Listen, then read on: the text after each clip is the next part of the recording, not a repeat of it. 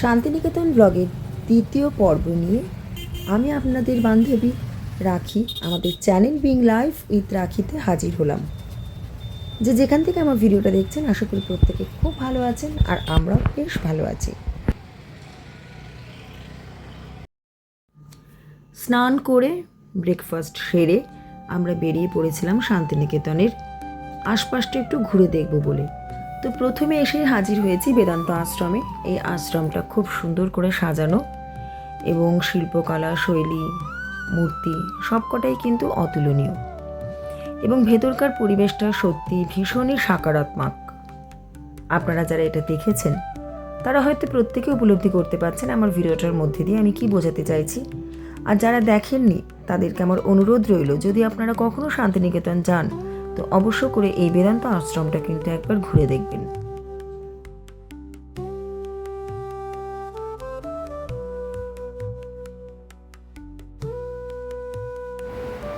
মূল মন্দিরটি কেদারনাথ মন্দিরের আদলে তৈরি। রাধাকৃষ্ণের বিগ্রহ রয়েছে এখানে। আর শ্রী ভক্তি বেদান্ত আশ্রমে রয়েছে একটি গোশালা, যেখানে প্রতিদিন গোমাতাকে সেবা দেওয়ার আয়োজন করা হয়ে থাকে।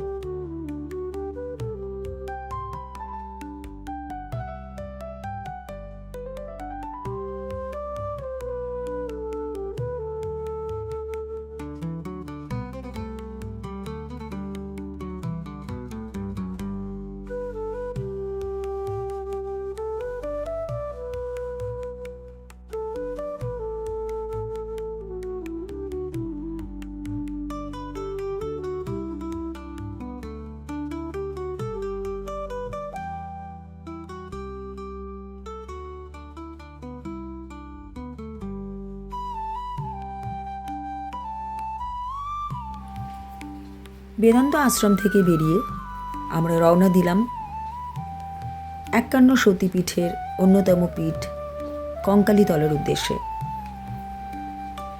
বীরভূম জেলার কঙ্কালীতলা অন্যতম সতীপীঠ।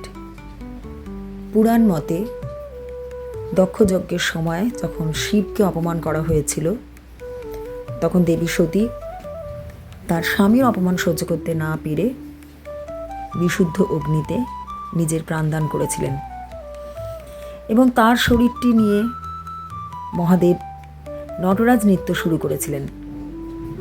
সেই সময় ভগবান শ্রী বিষ্ণু তার সুদর্শন চক্র দিয়ে দেবী সতীর দেহটিকে 51টি খণ্ডে বিভক্ত করেছিলেন। সেই 51টি খণ্ড ভারতবর্ষে তথা ভারতবর্ষের বাইরেও যেখানে যেখানে পড়েছে সেখানে সেখানে গড়ে উঠেছে সতীপীঠ। তার মধ্যে কঙ্কালীতলা হলো অন্যতম প্রসিদ্ধ। মনে করা হয় যে এখানে দেবী সতীর কাঁখাল অর্থাৎ কোমরের অংশটি পড়েছিল, তাই থেকেই এখানকার নাম কঙ্কালীতলা। এখানে দেবীর কোনো মূর্তি নেই, দেবী কালিকার একটি পট রয়েছে, সেই পটেই পুজো করা হয়। তো চলুন আমাদের সাথে ঘুরে দেখুন কঙ্কালীতলা। এই মুহূর্তে বসে যখন আমি ভয়েস ওভার দিচ্ছি বাইরে হচ্ছে তুমুল বৃষ্টির সঙ্গে বজ্রবিদ্যুৎ। তো কথার মাঝে যদি কোনো রকম ব্যাকগ্রাউন্ডে আওয়াজ পান তো একটু ক্ষমা সুন্দর দৃষ্টিতে দেখে নেবেন, কেন কি এই আওয়াজটা আমি কোনোভাবেই বন্ধ করতে পারবো না। আগেই ক্ষমা চেয়ে নিলাম। আমরা এই মাতৃভাণ্ডার এখান থেকে পুজোর ডালা নিয়েছিলাম। ছেলেদের ব্যবহারে ভীষণ ভালো ছিল। আর বিভিন্ন রকম ডালা রয়েছে, 51 টাকা থেকে শুরু, 101, 201, 501 এবং আপনার সাধ্যমতো বাড়তেই থাকবে সেটা। কিন্তু এখানে কোনো রকম জোরাজুরি নেই, কোনো পাণ্ডার অত্যাচার নেই, নিজের পুজো নিজেকেই দিতে হবে। লাইন পড়েছিল প্রচুর এবং সেই লাইনে আমাদের দাঁড়াতেও হয়েছিল বেশ খানিকক্ষণ। কিন্তু বিশ্বাস করুন, শীতের রোদে পিঠ রেখে দাঁড়িয়ে থাকতে এবং সর্বোপরি মাতৃ মন্দিরে দাঁড়িয়ে থাকতে একটুও অসুবিধা হয়নি, বেশ আনন্দই হচ্ছিল। মন্দিরের আশেপাশে মন্দিরকে কেন্দ্র করে ব্যবসা বাণিজ্য ভালোই গড়ে উঠেছে। বিভিন্ন রকম দোকান, শান্তিনিকেতনের বীরভূমের যে প্রসিদ্ধ ব্যাগপত্র, বিভিন্ন জিনিস রয়েছে, কাঠের জিনিস, ঠাকুরের ছবি, এই সমস্ত বিক্রি হচ্ছিল। এছাড়া পোশাক, র্যাপার, কুর্তি, যেগুলোর জন্য শান্তিনিকেতন প্রসিদ্ধ, সেই সবও বিক্রি হচ্ছিল। বাচ্চাদের খেলনা, এই সমস্ত কিছু। আর এই যে মন্দিরের ওপরের অংশটিতে দেবী সতীর 51টি পীঠের নাম তথা কোথায় কোনটি পড়েছিল সেটা পুরো ডিটেলসে রয়েছে। আমি যতটা পেরেছিলাম ভিডিও করার চেষ্টা করেছি।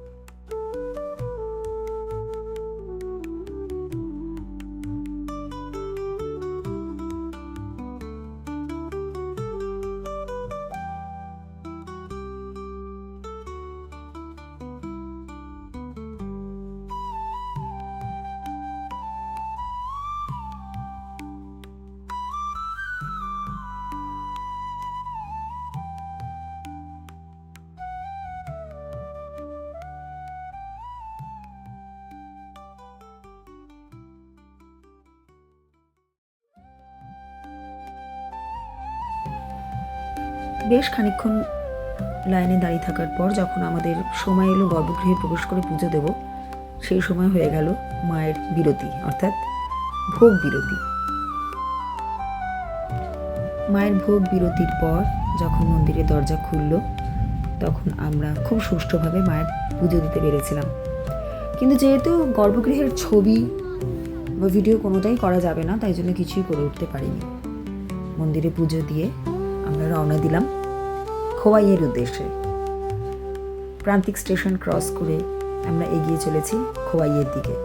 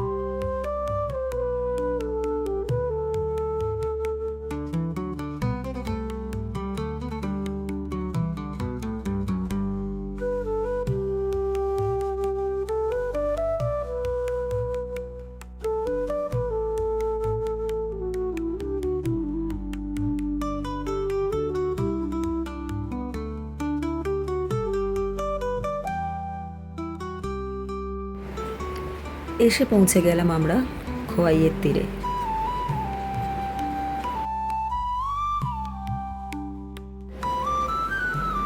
খোয়াইয়ের তীর, কোপাই নদী, খোয়াইয়ের বাজারটা, সব কিছু মিলেমিশে যেন একটা অদ্ভুত অনুভূতি জাগায়।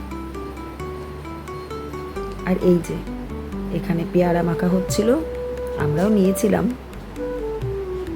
তো চলো একটু ঘুরে আসি কোপাই নদীর ওপর থেকে। গত বছর এত বৃষ্টি হয়েছিল, সারা বছরই যেহেতু খুব বৃষ্টি হয়েছিল, তো সেই বৃষ্টিতে এই ব্রিজের ওপরে পর্যন্ত জল উঠে গিয়েছিল। সেটার ভিডিও ক্লিপিং হয়তো আপনারা অনেকেই দেখেছেন।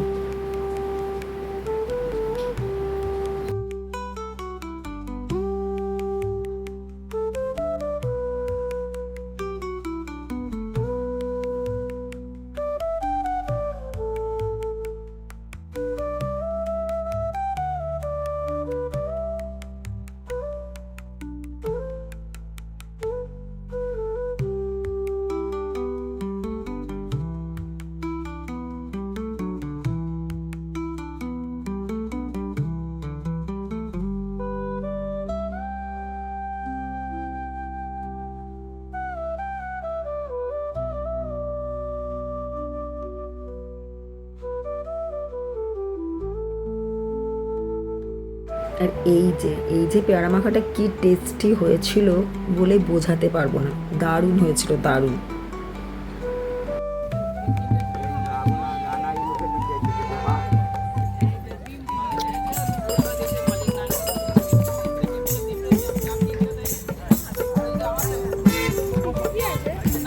যাচ্ছি যাচ্ছি।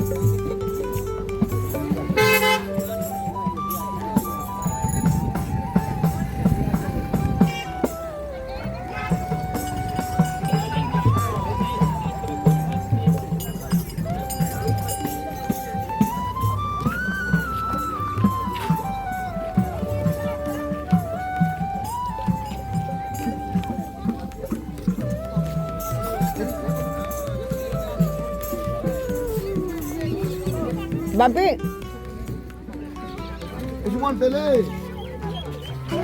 এই যে শাড়িগুলো দেখছি, কে আছে দোকান? আমি দেখছি, তুমি দেখো আমি দেখছি। আমি এরকম শাড়িগুলো বলছিলাম।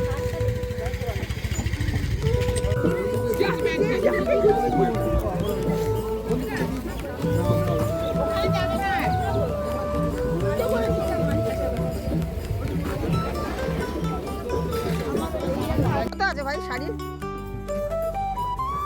মানে একদম লোয়েস্ট রেঞ্জের শাড়ি কত থেকে? হ্যান্ডলুম 350, একটু দেখাও তো। ওই যে সাদার ওপর লাল অ্যাপ্লিক করা একতারা আঁকা যে শাড়িটা আপনারা দেখতে পাচ্ছেন, এখান থেকে আমি এই শাড়িটাই কিনেছি। দাম পড়েছে মাত্র 650 টাকা এবং শাড়িটার কোয়ালিটি অসাধারণ, এতটাই বড় শাড়ি এবং এর থেকে ব্লাউজ পিসও বেরিয়েছে। এরপর আমরা এসে হাজির হয়ে গিয়েছিলাম সোনাঝুরি হাটে। তো এই বছর তারাপীঠ শান্তিনিকেতনের ট্যুরে এসে দারুণ মজা তো করেইছি, সে সঙ্গে যেটা করেছি সেটা হচ্ছে প্রচুর শপিং। আমি অনেকগুলো শাড়ি কিনেছি, একটা বাটার সিল্কের ওপর কাঁথা স্টিচে কিনেছি যেটা একটু দামি কিন্তু কোয়ালিটি যেটা বললাম অসাধারণ। একটা অ্যাপ্লিকে শাড়ি কিনেছি, আর একটা হ্যান্ডলুম শাড়ি কিনেছি, পাঞ্জাবি কিনেছি, ব্যাগ তো কিনতেই হবে, তবে এবার ছোট্ট বাটুয়া টাইপের ছোট পার্স কিনেছি, আর একটা বড় ব্যাগ কিনেছি। যাই হোক, টুকিটাকে এই সমস্ত জিনিস, বিয়েতের কিছু ক্রাফটের জিনিস কিনেছেও।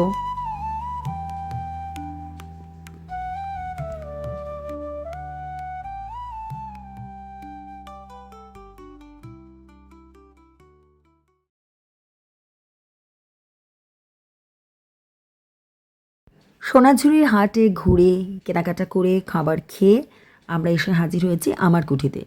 আমার কুঠিটা আপনারা অনেকেই জানেন, এখানে কিন্তু সরকারি উদ্যোগে, মানে প্রাক্তন সরকারি উদ্যোগে করা হয়েছিল এটা, কেন কি যখন আমি ভয়েস ওভার দিচ্ছি তখন সরকার বদলে গিয়েছে। তো যাই হোক, এখানে আমার একটু কস্টলি লেগেছে জিনিসগুলো, কেন কি এখানে আমার কুঠির ভেতরে কিন্তু কোনো রকম ভিডিও করতে দেয় না, তাই করিনি। এখানে শাড়ি, যেরকম সোনাঝুরি হাটে যা যা জিনিসপত্র পাওয়া যায় সবই পাওয়া যায়, এছাড়া চাল, মধু, অর্গ্যানিক ঘি, এই সমস্ত কিছু পাওয়া যায়। তবে জিনিস অবশ্যই খুবই সুন্দর, দামটা একটু বেশি হতে পারে, হয়তো মেনটেন্যান্সের জন্য একটু বেশি রাখেন, কিন্তু জিনিস সত্যিই খুব সুন্দর। আর পাশে দেখতে পাচ্ছেন ওটা একটা রেস্টুরেন্ট, ওখানে বসে আমরা চা খেয়েছিলাম, চাটা ছিল জাস্ট অসাধারণ। তো এই বছরের মতন আমাদের তারাপীঠ শান্তিনিকেতনের ট্যুর শেষ হলো, হয়তো বা আগামী দিনে অন্য কোথাও পাড়ি দেব। আর আপনারা তো সাথে থাকলেনই, এরপর থেকে চেষ্টা করব মাঝে মধ্যে যেরকম আমার কাজকর্মের ব্লগ দিতাম সেইগুলো আপনাদের সাথে শেয়ার করার। প্রত্যেকে খুব ভালো থাকবেন, ভিডিওটা ভালো লাগলে লাইক দিয়ে সাথে থাকবেন।